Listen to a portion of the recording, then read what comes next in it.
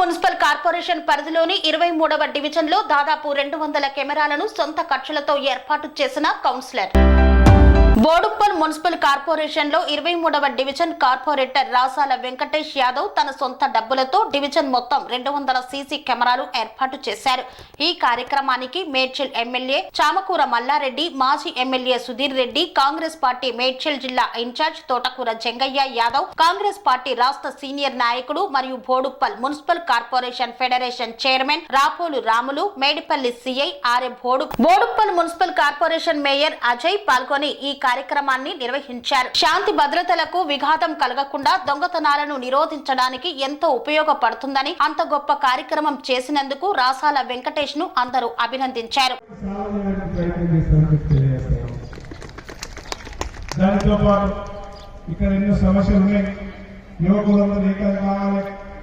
ఈ ప్రాంతంలో మొన్ననే మనకు వచ్చిన అవకాశాలు చాలా తీసుకున్నాం. ఎవరు ఏ పార్టీలో ఉన్నప్పటికీ ఈ గ్రామం చాలా పెద్దది. మనకు వచ్చినటువంటి అవకాశాలు ఎవరికి వచ్చినా సరే, వేదిక మీద వాళ్ళని ఎవరు వచ్చినా సరే అందరూ కూడా నమస్కారాలు. సంక్రాంతి శుభాకాంక్షలు కూడా. సభాధ్యక్షులు, స్థానిక కార్పొరేటర్, సమర్థవంతమైన నాయకుడు, ప్రజలకు సేవ చేయాలన్నటువంటి సంకల్పం కలిగినటువంటి నాయకుడు రాసాల వెంకటేష్ గారు.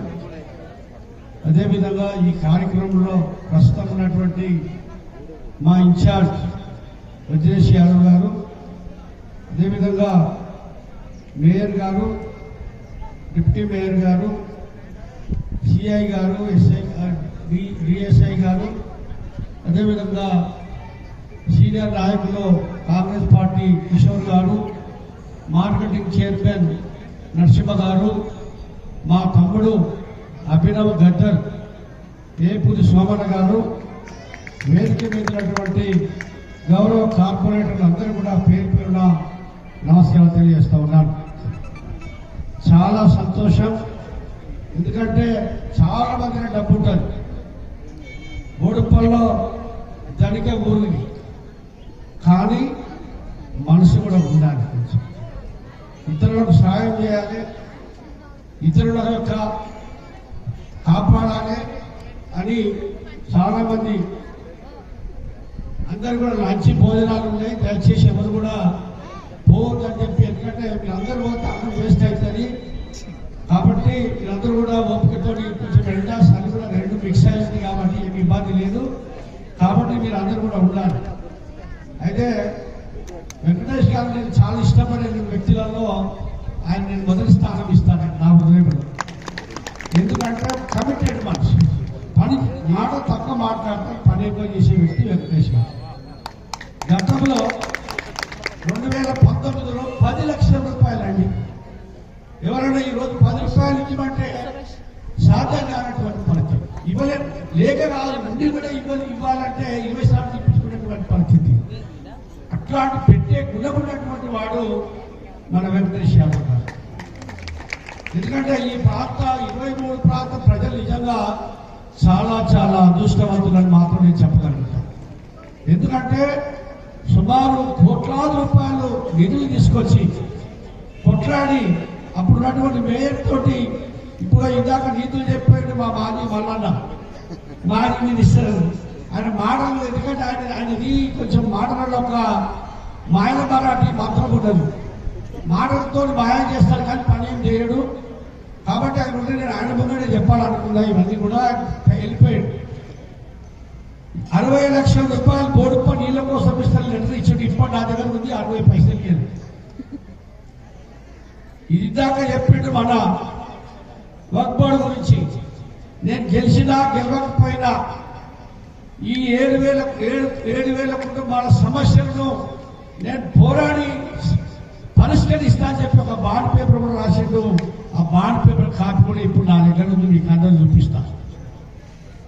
ఇట్లా మాటలు ఎప్పుడు ఎలక్షన్ కూడా కెమెరాలు వచ్చుడు, ఓటు దాటుకొని అవతల వాడు ఆయన యొక్క నైజం.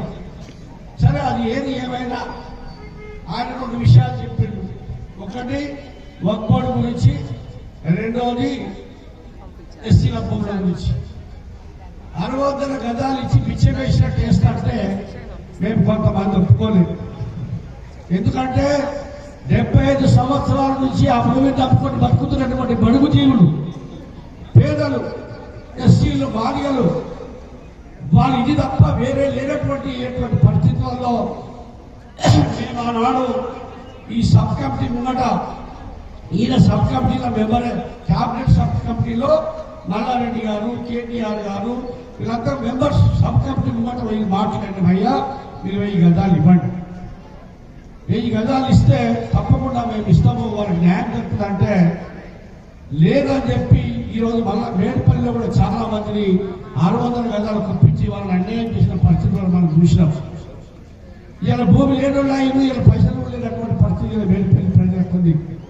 ఆ విధంగా రావద్దని చెప్పేసి మేము పట్టుబడి కొంతమంది పక్కన పోయినాం.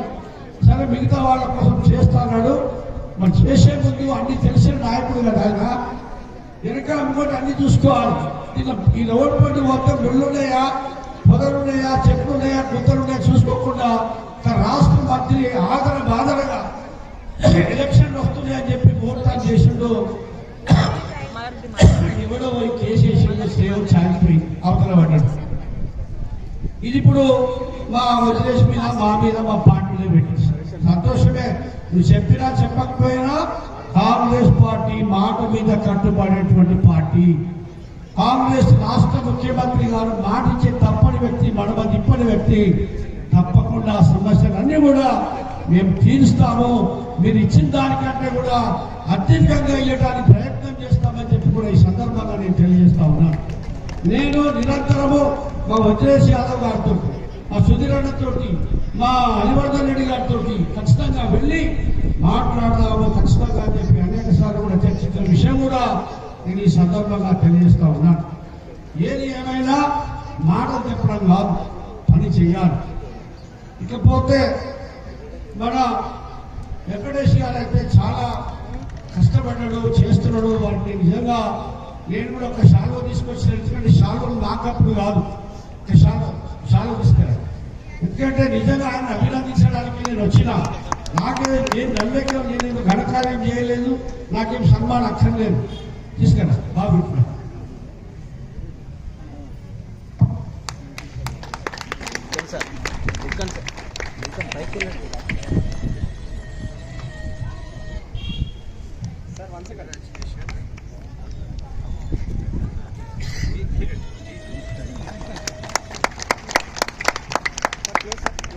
క్లోజప్ లో ఉండండి.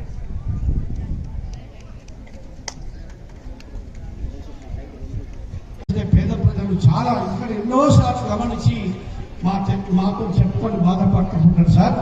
మీకు నేను పర్సనల్ కూడా చెప్పినా, కాబట్టి దయచేసి మళ్ళొక్కసారి వేదిక ద్వారా మమ్మల్ని మనం చేసి, ఎందుకంటే మీరు చాలా సమర్థవంతమైన నాయకులు, కానీ ఇది ఒకటి చూసుకోవాలి.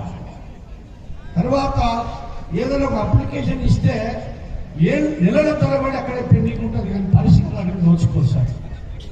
దయచేసి వాటిని మీద సత్వరంగా, ఎందుకంటే మీరు సమయం ఉన్నా లేకున్నా మీకు అధికారులు ఉన్నారు, ఏ లేకుండా ఎస్ఐ ఉన్నారు, ఏ లేకుండా మీకు ఇంకా స్టాఫ్ ఉంది, లేకపోతే ఒక ఇండెంట్ ఇవ్వండి.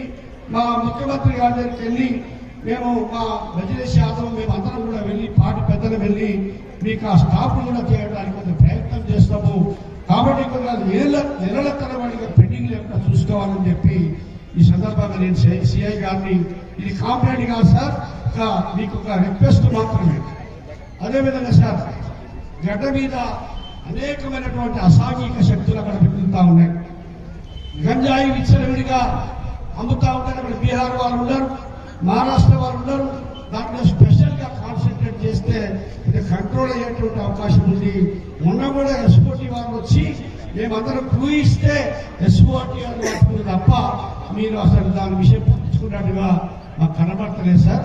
దయచేసి ఆ ఒక్క విషయాన్ని మీరు విచ్చలవిడిగా గంజాయి ఇంటికొక రాకుండా ఆ విధంగా మరి అక్కడ అమ్మి సమ్మేళనంలో చాలా అసాంఘికమైనటువంటి కార్యక్రమాలు చేస్తా ఉన్నాం సార్. మీరు అందరు ఫోన్ నంబర్ ఇచ్చారు, పోలీస్ డిపార్ట్మెంట్ వాళ్ళు 24 hours/7 మేము అందుబాటులో ఉంటున్నాం. దయచేసి ఫోన్లు కూడా అటెండ్ చేయండి.